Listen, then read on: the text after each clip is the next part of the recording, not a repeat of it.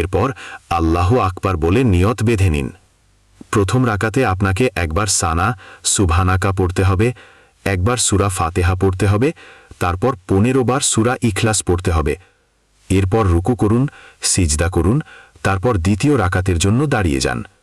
দ্বিতীয় রাকাতে আপনাকে সানা পড়তে হবে না, দাঁড়িয়ে সূরা ফাতিহা, তারপর 15 বার সূরা ইখলাস পড়বেন। এরপর রুকু করুন, সিজদা করুন, কায়দায় বসুন, সালাম ফিরিয়ে নামাজ শেষ করুন। নামাজ শেষে জান্নামাজে বসে থাকুন। এক শ্বাসে যতবার পারেন আল্লাহ পাকের এই মুবারক নাম পড়ুন, ইয়া হাদিও। শ্বাস শেষ হওয়ার সাথে সাথেই সিজদায় চলে যান। সিজদায় গিয়ে 7 বার ইয়া রব্বানা পড়ুন, তারপর সিজদার অবস্থায় আল্লাহ পাকের কাছে দোয়া করুন। ইনশাআল্লাহ তাবারাক ওয়া তাআলা আপনি যে দোয়াই করবেন তা কবুল হয়ে যাবে।